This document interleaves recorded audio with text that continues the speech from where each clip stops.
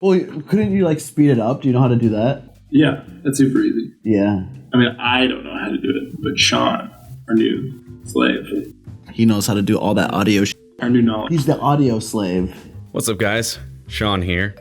Super glad to be making these videos, by the way. It's nice to feel like a valued member of the team. Anyway, today's video is going to be all about voiceover recording. That's going to be everything from equipment setup to actually recording, to editing, to finally putting it in your Premiere project. Let's get started. When choosing a space to record in, you want to find the quietest space possible. That sounds like a no-brainer, but in a big office building in the middle of a city, that can be hard to do. Other people, air conditioning, appliances, passing cars, all this can compete sonically with the human voice. Thankfully, the S3 video room is pretty well isolated, so you don't have to worry much about that. Just make sure to close the door and turn off the fan. Our current studio microphone is the Tonor Q9. As a USB-connected microphone, it's designed to be easy to use, but microphones in general can be kind of unintuitive. Let's go over how this one works. The Q9 is a side address microphone with a cardioid pickup pattern. What this means is that despite being a perfectly symmetrical cylinder, it only gathers sound from one of its sides, this one with the buttons on it. So don't speak into the top of this microphone. It won't be able to hear you all that well. The only controls the Q9 has are these plus and minus buttons on the front. This is fine, as the most important thing to be able to control is the input level. However, for some reason, these buttons can also mute the microphone. I don't know why they made it like this, but you just have to remember, no long presses. Short clicks change the input level up and down, but a long press on either the plus or the minus mutes the microphone. The online description says that when the microphone is muted, it's supposed to light up blue, but I don't think ours does, so if you're not getting sound into your computer, just press either the plus or minus for a few seconds and see if the sound comes back on. Let's get recording. Open up Adobe Audition. The default waveform editor window is fine if you're recording a single voiceover track. After the program opens, go ahead and plug your microphone in. You'll want to wait until now to do this because it triggers Audition to open this box where you can change the hardware preferences. The default output should already be correct, Realtek audio or headphones.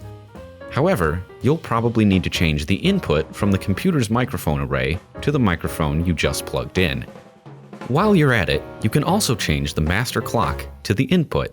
This is a minor change, but it's the preferred option for recording rather than editing. After you're done in this menu, click OK. Now it's time to set your input levels.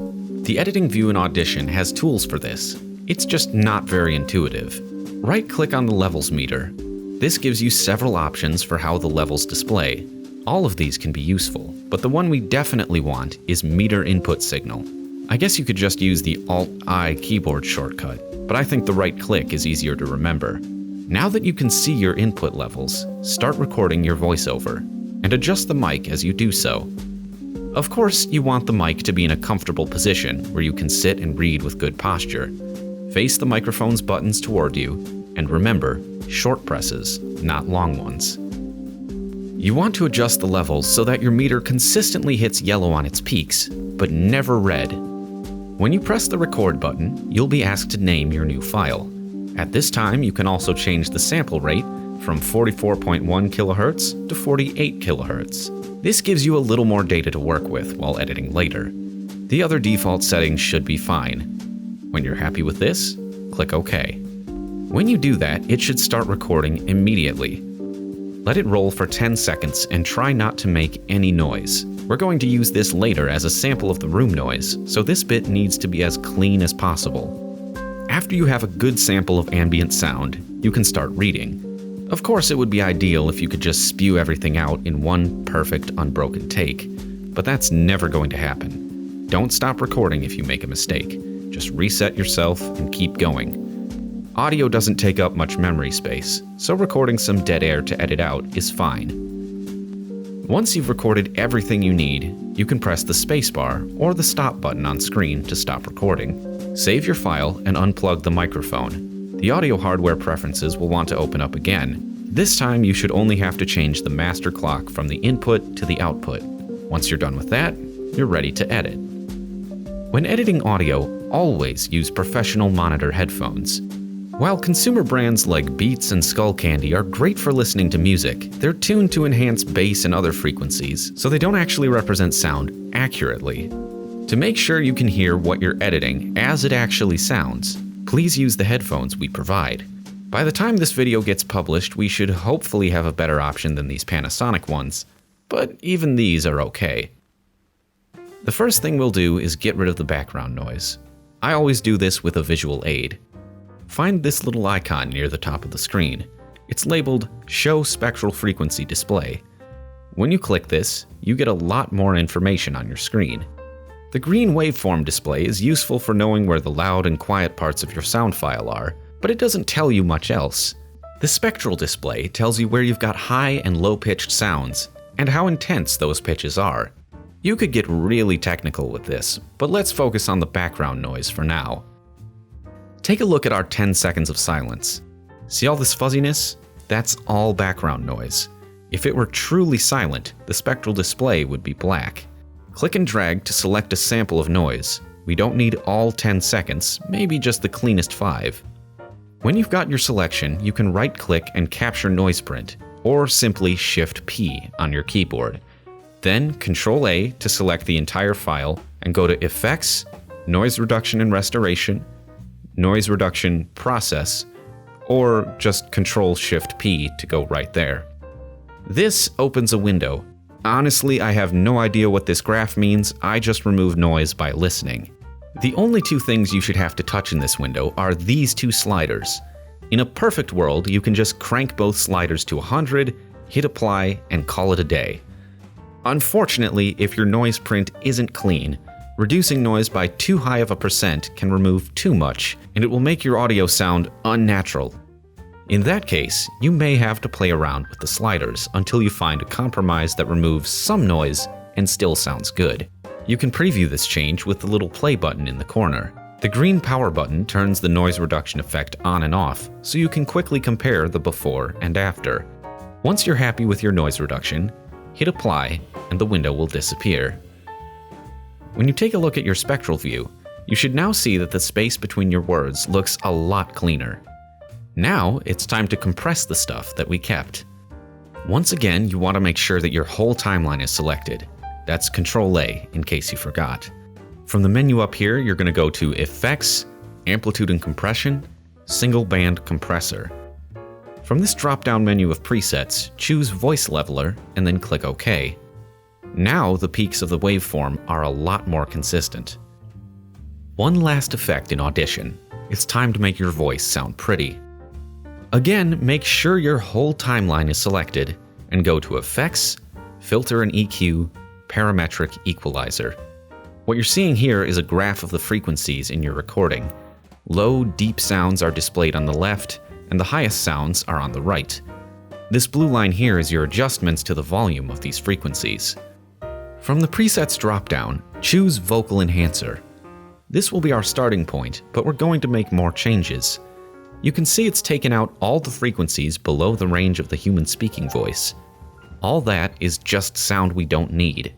Additionally, it raised the frequencies at the top end of the spectrum. These aren't really sounds from the voice either, but as I understand it, this serves to give the recording an overall brighter sound. The other thing it's done is to slightly bring up the bass of the voice, while pushing down the low mids that would make it sound muddy. We're going to push down a couple more middle frequencies to improve the microphone's tone. You can click on these numbers to re-enable the corresponding points. Drag point 1 in between point 3 and 4, and up. Play your audio at an easy-to-hear volume. As you drag this around, you're looking for the point at which it sounds the worst. Once you find the worst, most boxiest frequency, drag the points straight down. There's probably another frequency that needs reducing, so you can repeat this process with point 2. Once you have a sound you like, you may wish to save this as an equalizer preset. That way, you can do all this in the future with one click. In any case, click Apply. Now that you've done the technical stuff, You just have to cut the best takes together to make a final voiceover file. If you've been on this job for any amount of time, I'll assume you know basic Audition editing. I'll keep this short, but I still have one useful tip. Keep spectral display visible. When you're editing out pops, clicks, and other unintended mouth sounds, it makes them way easier to find. And whereas the waveform only allows you to select moments in time, the spectral window lets you select specific frequencies. So if there was a click here, you can select only the high frequencies where the click actually is, and hit delete. This keeps safe the speech underneath. Once you're done editing, save the file, close Audition, and bring it into Premiere. The important thing to remember is to keep your sound layers separate.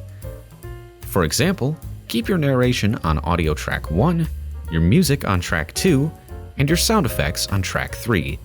Then when you switch to the audio workspace, it's a breeze to edit. You can use these sliders to change the level of each track. Obviously, you want your narration to be loudest, with peak levels near 0 decibels. Everything else should be much quieter. I've found that -18 works well for music under narration, but your mileage may vary. You also need to pay attention to the master volume, the overall product. Without adjusting your headphones, go listen to a couple videos on YouTube. Not by us, by other professionals. Your videos and their videos should have the same volume. If yours is quieter, you gotta turn something up. Alright, well, that's about everything that goes into the best possible voiceover for beginners making videos at the behest of Madison College. I know some of the information I put in here is specific, but hopefully you found this helpful. If you're not a member of the Wolfpack Wisdom team and you're watching this video, well, frankly, I'm surprised, but thank you for watching. If you found this video helpful, be sure to leave a like. Also, go check out Wolfpack Wisdom. They've got a lot of great videos. If you're a current or future student of Madison College, they have some things that you might actually find helpful. Subscribe to me for more videos, both tutorials and not. Comment your thoughts and suggestions for future videos, and I'll see y'all on the next one. Bye!